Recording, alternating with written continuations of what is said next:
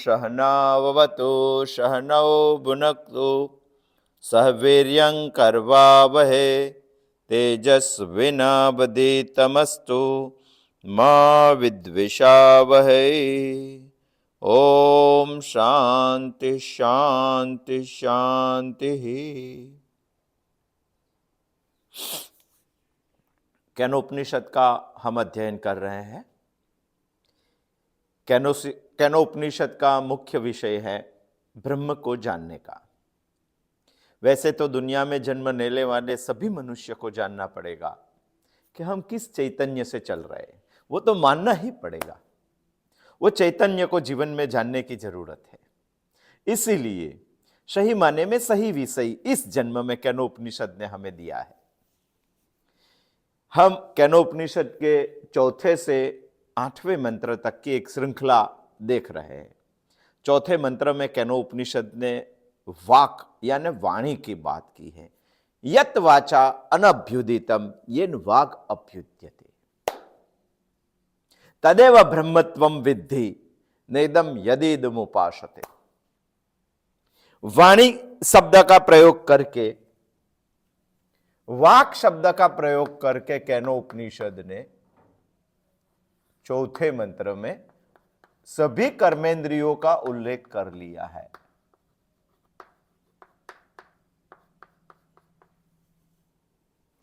चौथे मंत्र में सिर्फ वाक की बात बताकर उपनिषद ने गूढ़ार्थ अर्थ में हमें बहुत कुछ बता दिया है कि ये सभी कर्मेंद्रिया ब्रह्म को प्रकाशित नहीं कर पाएगी, परमात्मा को प्रकाशित नहीं कर पाएगी। जो चैतन्य हमें समझना है वो चैतन्य को प्रकाशित नहीं कर पाएगी कोई भी कर्मेंद्रिय। मगर कर्मेंद्रिय जिससे प्रकाशित होती है वो ब्रह्म को तुझे जानना है, वो ब्रह्म है, ऐसा समझ। ऐसा केनोपनिषद हमें चौथे मंत्र में बता रहा है। उसी को तो ब्रह्म समझ, मगर कर्मेंद्रिया जिन जिन की उपासना कर रही है वो ब्रह्म नहीं है। उसी तरह 5वें मंत्र में केनोपनिषद हमें मन के बारे में बता रहे हैं। मन के बारे में यानी पूरा अंतःकरण। हम समझते हैं ये बाह्यकरण है,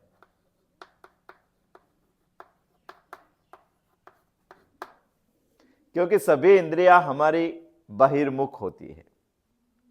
ये बाह्यकरण है, तो ये अंतःकरण है, अंदर का साधन। किस किस को अंदर का साधन सोचते हैं हम? मन, बुद्धि, चित्त, अहम। आगे भी हम इसके बारे में सोच सके हैं। ये सभी मिलकर भी परमात्मा को प्रकाशित नहीं कर पाएंगे। ये सभी मिलकर भी हमें ब्रह्म को समझा नहीं पाएंगे। बहुत सारे शंका आपके मगज में खड़ी होती होगी, वो भी समझने का हम प्रयत्न करते हैं। मन, बुद्धि, चित्त, अहम, ये सब मिलकर भी ब्रह्म को प्रकाशित नहीं कर पाएगी, ऐसा उपनिषद हमें 5वें मंत्र के द्वारा बता रहे हैं। मगर ये सब जो प्रकाशित हो रहे हैं, जिनसे हो रहे हैं, उनको तो ब्रह्म समझ। और ये सब जिनकी उपासना कर रहे हैं वो ब्रह्म नहीं है। माने मन से जिनकी उपासना होती है वो ब्रह्म नहीं है, और मन से जिनकी उपासना नहीं होती है उसी को तो ब्रह्म समझ, ऐसा उपनिषद बताने का चाहता है हमें 5वें मंत्र में। यत मनसा न मनुते ये नार हो मनोमतम तदेव ब्रह्मत्वम विद्धि नेदम यदि नमुपासते। बहुत अच्छी बात बताई है। यत मनसा न मनुते, मन इसका चिंतन नहीं कर सकता है, मन इसको प्रकाशित नहीं कर सकता है, मगर वो मन को प्रकाशित करता है। ये नार हो मनोमतम। ये बात हम समझने की प्रयत्न कर रहे हैं। गत बुधवार को मन क्या है इसके बारे में हमने सोचा था। मन की एक लौकिक व्याख्या भी हमने सोची थी, मन की दूसरी शास्त्रीय व्याख्या भी हमने सोची थी। लौकिक व्याख्या में हमने सोचा था मन यानी अंतःकरण, अंदर का साधन। करण का दो पार्ट किया था हमने साधन का, एक असाधारण, दूसरा साधारण।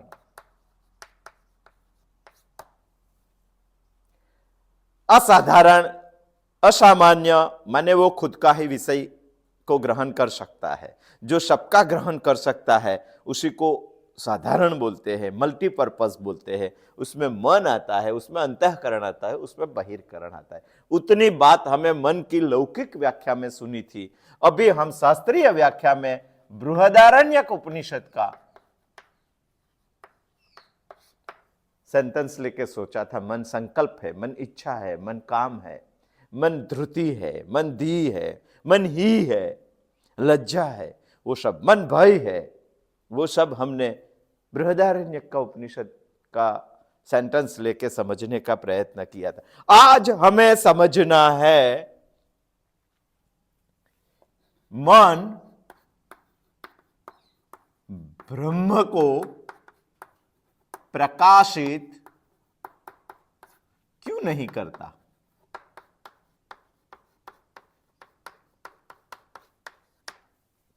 ये हमारे मगज में प्रश्न सबसे पहले खड़ा हो जाता है, क्योंकि केनो उपनिषद ने बताया यन मनसा न मनुते, मन ब्रह्म को प्रकाशित नहीं कर पाएगा। तो क्यों नहीं कर पाता है, ऐसी कौन सी बात है? उसमें दो तीन चार बातें हमने आज समझनी है, उसके बारे में हम आज समझने का प्रयत्न कर रहे हैं। पहली बात, बहुत सॉलिड बताया उपनिषद ने, समझने जैसी बात बताई है उपनिषद ने, और हमें समझना ही चाहिए, क्योंकि सबसे ज्यादा बुद्धि भगवान ने इस सृष्टि में, जीव सृष्टि में मनुष्य को दी है। तो वो समझना ही चाहिए कि मन ब्रह्म को, उपनिषद बता रहा है यत मनसा न मनुते, मन ब्रह्म को प्रकाशित नहीं करेगा, परमात्मा को प्रकाशित नहीं करेगा, चैतन्य को प्रकाशित नहीं करेगा। क्यों? क्योंकि इसका पहला कारण है, परमात्मा व्यापक है और मन का विषय व्यापक कभी नहीं बनता है। जो दुनिया में अव्यापक है वही मन सोच सकता है, व्यापक है उनका विषय नहीं है। जो अव्यापक है उनको ही मन पकड़ पाता है। जैसे कि हम बोलेंगे कि हमारे घर की घड़ी, तो घड़ी अव्यापक है, यहां है वहां नहीं है, आज है कल नहीं भी हो सकती है, इस घर में है वो घर में नहीं भी है, व्यापक नहीं है सब जगह पे घड़ी। तो इसीलिए मन घड़ी को पकड़ सकता है, मगर दुनिया में जो व्यापक है उसको मन नहीं पकड़ पाता है। इसीलिए उपनिषद ने बताया यत मनसा न मनोते। आप सोचेंगे कि एक एग्जांपल दीजिए, आकाश व्यापक है, क्या मन कभी आकाश को पकड़ सकता है? आकाश जिसमें है वो चीज को पकड़ सकता है, घट को पकड़ सकता है, कमरे को पकड़ सकता है, घड़ी को पकड़ सकता है, मगर सिर्फ आकाश को पकड़ने का बोलेंगे तो मन की ताकत नहीं है व्यापक आकाश को पकड़ने की। यदि आकाश को बनाने वाला परमात्मा ब्रह्म सर्वव्यापक है तो मन इसे कैसे पकड़ सकेगा? इसीलिए केनो उपनिषद ने बता दिया यत मनसा न मनुते, मन उसको पकड़ नहीं सकता है क्योंकि परमात्मा व्यापक है। मन सिर्फ अव्यापक को पकड़ता है, और जो अव्यापक को पकड़ता है तो सर्वव्यापक ब्रह्म को मन कैसे पकड़ेगा? पकड़ ही नहीं सकता है। कभी घर से बाहर निकलकर आकाश में देख के बोलिए मन को कि हमें आकाश पकड़ना है, पकड़ सकता है क्या आकाश? कोई भी इंद्रिय आकाश को नहीं पकड़ सकती है, क्योंकि वो इंद्रिय ग्राह्य नहीं है। आकाश जब भी कोई चीज में रहता है तभी पकड़ सकते हैं, मगर पहले सिर्फ व्यापक आकाश को नहीं पकड़ सकते, मन कैसे पकड़ सकेगा? दूसरी बात हमें समझना है यत मनसा न मनुते, मन ब्रह्म को प्रकाशित नहीं कर पाता है। क्यों नहीं कर पाता है? इसका ये पहला कारण, सोचना चाहिए इसके ऊपर, ज्यादा सोचना चाहिए। हम तो सिर्फ इंडेक्स बता रहे हैं, सोचने के लिए तो पूरा सप्ताह है, इस बुधवार से आने वाले बुधवार तक सोचने के लिए तो मुद्दा दे रहे। दूसरा, मन का प्रकाशक चैतन्य ज्योति है।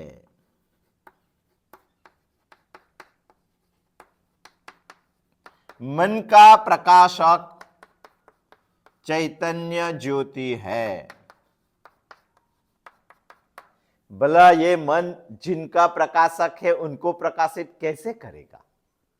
सिंपल समझने जैसी बात है। हम अंधेरे में कहीं जा रहे हैं, एग्जाम्पल से समझते हैं तभी मालूम पड़ जाएगा। हम अंधेरे में कहीं जा रहे हैं, हमारे पास 2 सेल की टॉर्च है जो रास्ता हमें दिखाती है। 2 सेल की टॉर्च है, वो टॉर्च लेके हम रास्ते में जा रहे हैं। रास्ता प्रकाशित है, कोई भी चीज को प्रकाशित करना है तो इस टॉर्च से हम प्रकाशित कर सकते। मगर रास्ते में, बीच रास्ते में जाके हमें ऐसी सोच आई कि टॉर्च में जो 2 सेल है वो सेल को हमें प्रकाशित करना है, सेल को हमें देखना है। अंधेरा है तो हमने किया क्या?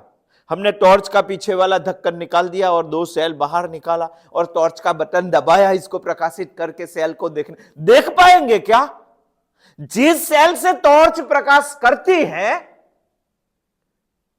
उसी टॉर्च से हमें उनके प्रकाशित करने वाले सेल को देखना है। वो कभी भी संभव नहीं है। अंधेरे में टॉर्च की एक्सपायर डेट आप देख नहीं पाएंगे, सेल की एक्सपायर डेट आप देख नहीं पाएंगे। जिस टॉर्च दुनिया को प्रकाशित कर सकती है वो टॉर्च से टॉर्च को चलाने वाला सेल आप नहीं देख पाएंगे। वैसे ही मन को एक चैतन्य ज्योति प्रकाशित कर रही है। उसी मन को ऐसा लगा कि मुझे चैतन्य ज्योति को प्रकाशित करके देखना है। वो कैसे संभव है? दुनिया में आज तक ऐसी टॉर्च नहीं बनी है जो खुद के सेल को निकाल के टॉर्च को लगा के अंधेरे में टॉर्च सेल की एक्सपायरी डेट देख पाए। वो शक्य ही नहीं है। इसीलिए जिस मन का प्रकाशक ही चैतन्य ज्योति है, उसी चैतन्य ज्योति को मन कैसे देख पाएगा? सही माने में उपनिषद ने बता दिया, यत मनसा न मनुते। ये दूसरा कारण बहुत ध्यान से समझना पड़ेगा। बहुत ध्यान से, ये बात तो सोचने जैसी है, सोचने जैसी। यत मनसा न मनुते, 5वें मंत्र में जो उपनिषद ने बात की है वो बात एकदम सही है, सिर्फ हमें समझना है। तीसरी बात, मन के लिए ब्रह्म को समझना, चैतन्य ज्योति को समझना उनके कार्य क्षेत्र से बाहर है।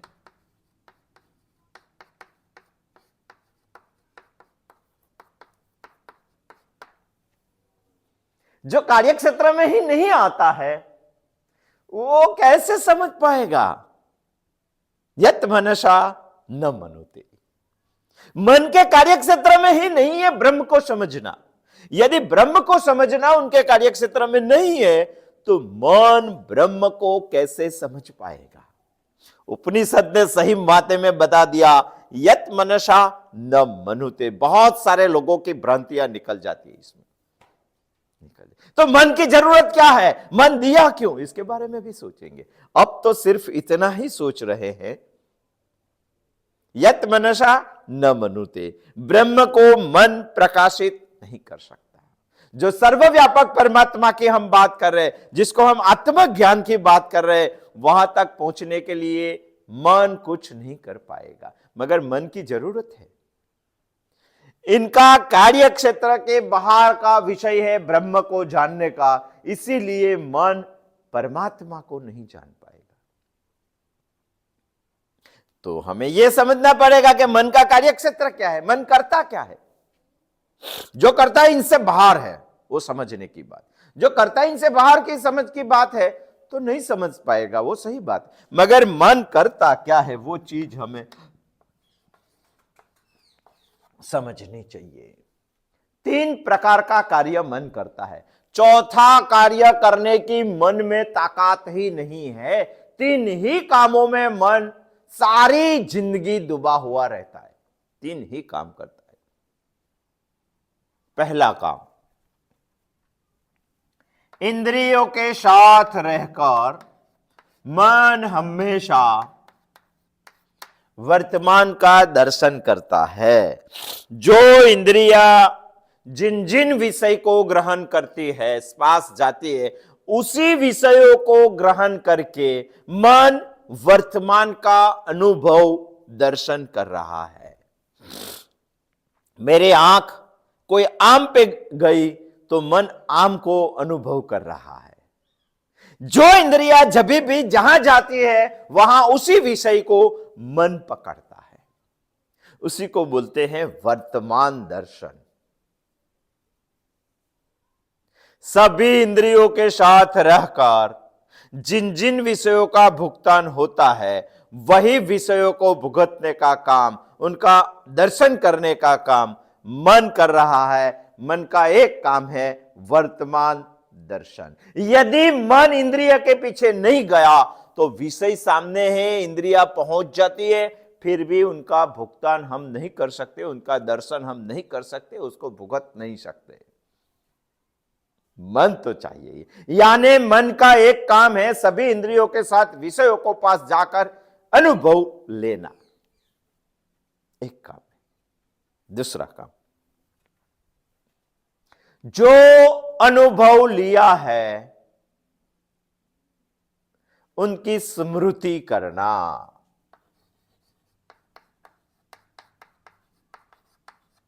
भूतकालीन स्मृति, ये दूसरा काम है।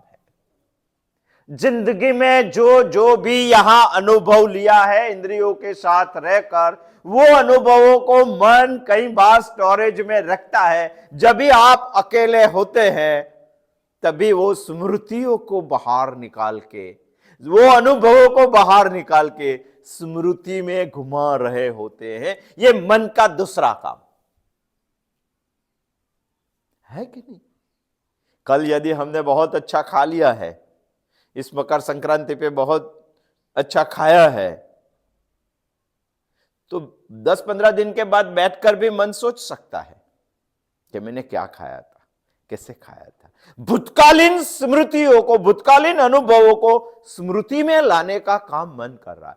हम सोच रहे हैं यत मनसा न मनुते, मन ब्रह्म को प्रकाशित नहीं कर सकता है। क्यों?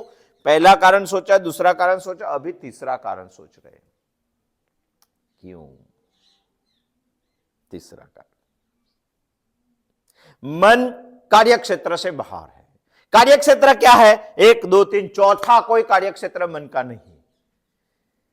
पहला कार्य है मन का सभी इंद्रियों के साथ रहकर विषय का अनुभव करना। दूसरा कारण है रखे हुए अनुभवों को स्मृति में लाकर स्मृति करना। और तीसरा भी एक काम है, वो मन कर रहा है भविष्यकालीन कल्पना या योजना, वो मन करता है। भविष्य में मुझे क्या करना है, उसकी कल्पना या योजना वो भी मन करता है। मैं एक दिन इस देश में मुखिया बनूंगा, मन की कल्पना है। मैं एक दिन दुनिया में सबसे ज्यादा संपत्ति वाला इंसान बन जाऊंगा, मन की कल्पना है। मैं एक दिन इस दुनिया में सबसे अच्छा पिता बनूंगा, मन की कल्पना है।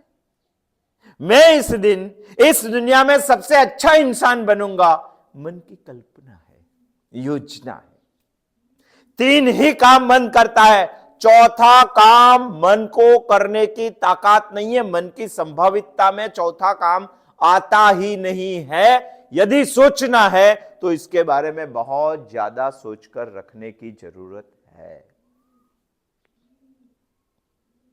वर्तमान का दर्शन, भूतकालीन स्मृति, भविष्यकालीन योजना, ये 3 काम मन करता है। अभी हमें यह सोचना है कि 3 काम से परमात्मा को जान पाएंगे क्या?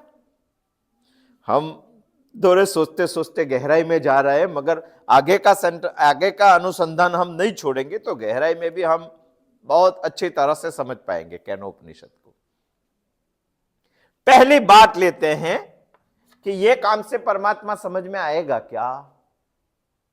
मन को वर्तमान का दर्शन करने के लिए सभी इंद्रियों की जरूरत होती है। इंद्रिय के बगैर मन वर्तमान का दर्शन नहीं करता है। और जो ब्रह्म तत्व की हम बात कर रहे हैं, जो चैतन्य ज्योति की हम बात कर रहे हैं, जो परमात्मा की हम बात कर रहे हैं, जो आत्मज्ञान की हम बात कर रहे हैं, वो एक भी इंद्रिय ग्राह्य नहीं है, एक भी इंद्रिय का विषय नहीं है। यदि परमात्मा इंद्रिय का विषय नहीं है तो मन वर्तमान दर्शन कैसे कर पाएगा? और वर्तमान दर्शन करने के लिए तो उसको एक भी इंद्रिय चाहिए, और परमात्मा तो इंद्रिय का विषय नहीं है। यदि इंद्रिय का विषय नहीं है तो मन वर्तमान दर्शन परमात्मा की दृष्टि से कैसे करेगा? इंद्रिय के बगैर मन वर्तमान का अनुभव नहीं ले सकता है, और इंद्रिय, एक भी इंद्रिय परमात्मा के पास नहीं पहुंच सकती है। यत वाचा अनभ्युदितम, यत श्रुतम अनभ्युदितम। आएगा सब। यही तो 5 से 8 मंत्र, 4 से 8 मंत्र तक की यही तो बात है। नहीं कर सकता है। इस काम में परमात्मा नहीं आता है क्योंकि इंद्रिय ग्राह्य नहीं है। मन का दूसरा कारण है भूतकालीन स्मृति। मन उसी चीज को स्मृति में ला सकता है जो वर्तमान में दर्शन किए हुए बात को, अनुभव को उन्होंने संघर के रखा है। यदि परमात्मा वर्तमान दर्शन में आ ही नहीं सकता है तो भूतकालीन स्मृति में मन कैसे ला सकता है? ये काम में भी परमात्मा नहीं आता है। बात रही कल्पना की, योजना की। शास्त्रों पढ़ पढ़ के हम कल्पना तो बना सकते हैं। शास्त्रों पढ़ते पढ़ते परमात्मा के बारे में कल्पना तो बना सकते हैं, क्योंकि मन ने पढ़ा है कि परमात्मा सूर्य जैसा है, मन ने पढ़ा है कि परमात्मा प्रकाश जैसा है, मन ने पढ़ा है कि परमात्मा पवन जैसा है, मन ने पढ़ा है कि परमात्मा आकाश जैसा है। फिर भी मन कल्पना करके सही परमात्मा के ओर नहीं जा सकता है।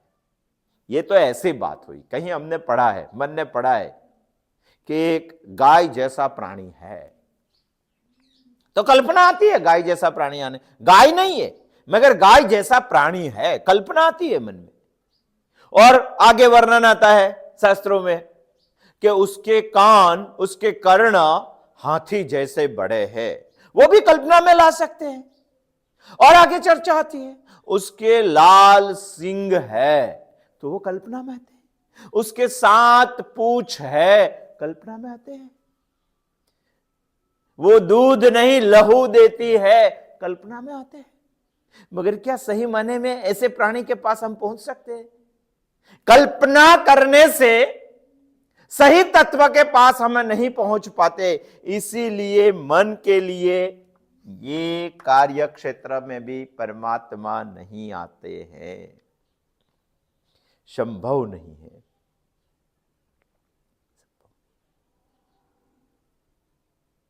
बहुत सोचने जैसी बात है।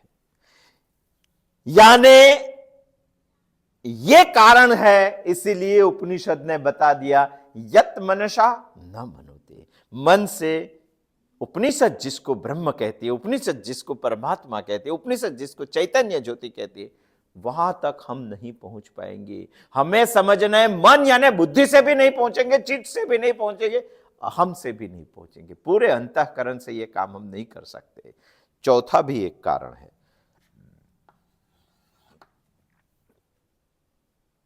एक कारण इसीलिए बताया गया है कि ऐसा सोच के हम परमात्मा को नहीं समझ पाएंगे।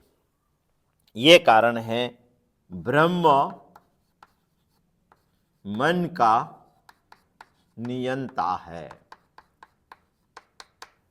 और कभी भी जिसका नियंता होता है, उसको जिसका नियंत्रण होता है, वो नियंता को प्रकाशित नहीं कर सकता है, समझ नहीं सकता है, बता नहीं सकता है। सिंपल नॉर्मल एग्जाम्पल से नहीं समझना है, हम परमात्मा की बात कर रहे हैं।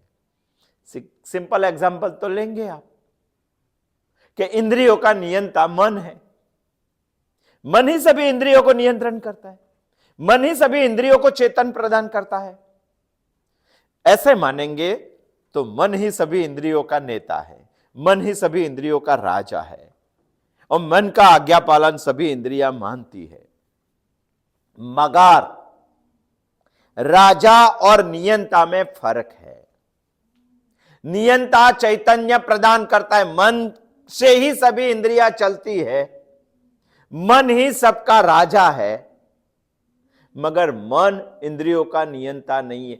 फिर भी कोई भी इंद्रियों को निकालकर आप आपकी आंख को निकालकर देखेंगे कि मुझे मन को समझना है, तो सिर्फ आंख मन को नहीं समझ पाती है, क्योंकि मन ही इसी टॉर्च का सेल है, समझ लेना।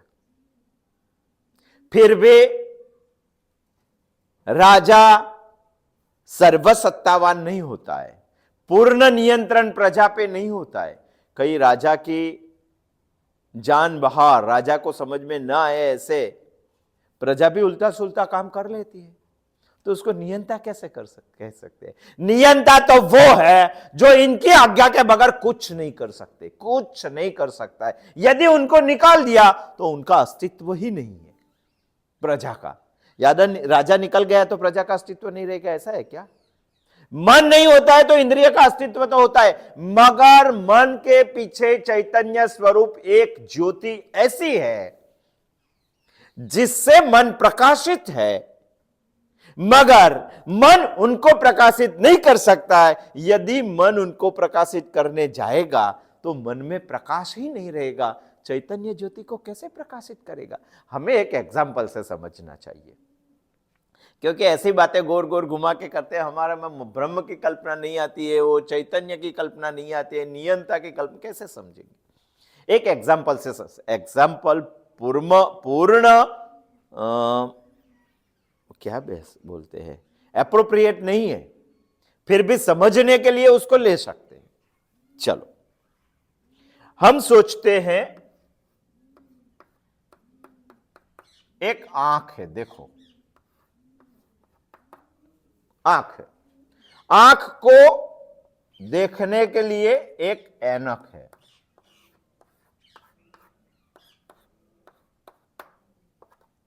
चश्मा है, और चश्मा से आंख पूरी दुनिया को देखती है।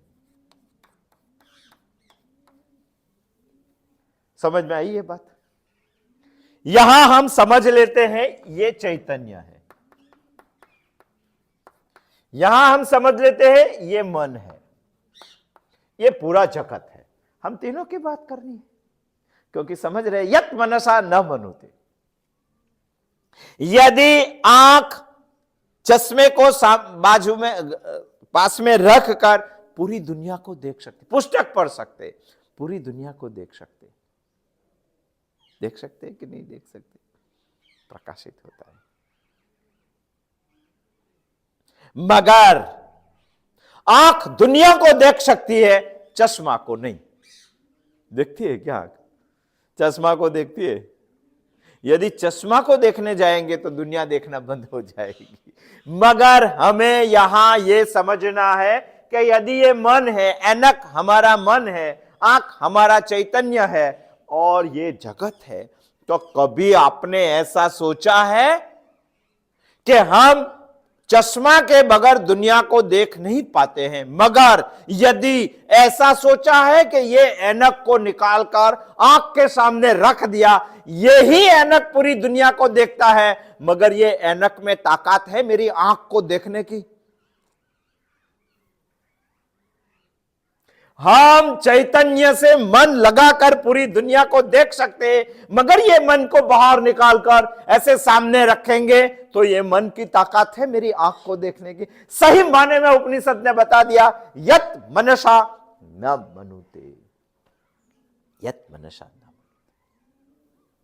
जब हम चश्मा पहनकर पूरी दुनिया को देखते हैं तो चश्मा खुद दृष्टा बन जाता है। और शास्त्रों का सिद्धांत है, दृष्टा कभी खुद को देख नहीं पाता। मन जब भी चैतन्य का सपोर्ट लेके, नियंता का सपोर्ट लेके दुनिया को मानता है, तभी मन दृष्टा बन जाता है। और दृष्टा कभी खुद को नहीं देख पाते हैं, और खुद से मन को अलग करेंगे तो देखने की ताकत ही खलास हो जाती है। जैसे चश्मा पूरी दुनिया को देखता है, मगर इसके पीछे आंख है, वो चश्मा भूल जाता है। और चश्मा को ऐसा अहंकार आ गया कि मैं पूरी दुनिया को देख सकता हूं, आंख को क्यों नहीं। मन को ऐसा अहंकार आ गया कि मैं पूरी दुनिया को समझ सकता हूं, ब्रह्म को क्यों नहीं। तो एक बार चश्मा को बाहर निकाल के ऐसे रखना चाहिए और चश्मा को बोलना चाहिए, अभी देख के बता पूरी दुनिया को, क्या आंख को सिर्फ देख के बता। चश्मा में ताकत नहीं है आंख को देखने की, मन में ताकत नहीं है ब्रह्म को देखने की, क्योंकि मन चलता ही है वही चैतन्य ज्योति से, वही नियंता से चलता है। तो इसमें कैसे ताकत होगी वो नियंता को देखने की?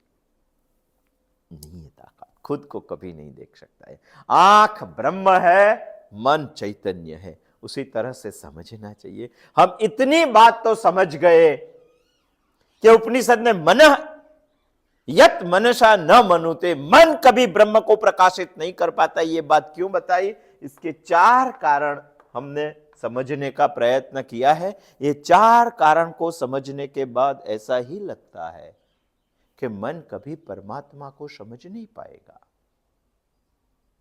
मगर मन परमात्मा की ताकत से चल रहा है। यत मनसा न मनुते ये नरहु मनोमतम तदेव ब्रह्मत्वम विद्धि यदि नेदम यदीदम उपासते। बहुत अच्छी बात उपनिषद ने बताई है। मगर इतनी बात सुनने के बाद हमारे मन में एक प्रश्न खड़ा हो जाता है, जिसको शंका बोलते हैं। वो होता ही है, यदि मन से परमात्मा को नहीं जान पाते तो भगवान ने मन दिया ही क्यों?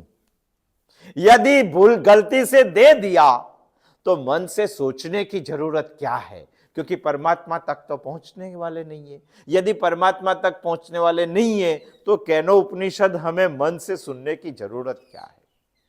मन से शास्त्रों का अध्ययन क्यों करना? हमें केनो उपनिषद की क्यों जरूरत? हमें मन की क्या जरूरत? हमें सोचने की क्या जरूरत है? मन से तो परमात्मा प्रकाशित नहीं होगा। यह बहुत बड़ा प्रश्न है, हमें समझना पड़ेगा। ये सब समझ गए, यत मनसा न मनुते जो उपनिषद ने बता दिया, तो ये भी समझना पड़ेगा कि मन की जरूरत क्या है। आने वाले बुधवार को आएंगे, इसके ऊपर प्रकाश पढ़ेंगे मन की क्या जरूरत है। यदि मन परमात्मा तक हमें पहुंचाता नहीं है तो मन से अभ्यास करने की, मन से केनोपनिषद सुनने की, मन से शास्त्रों का सिद्धांत समझने की क्या जरूरत है। आज से सोचने का बंद कर देते हैं। सोचने का बंद करना नहीं है, मन की भी बहुत जरूरियत है। क्या आवश्यकता है? आने वाले बुधवार को आएंगे, सोचेंगे। अस्तु, जय श्री कृष्ण।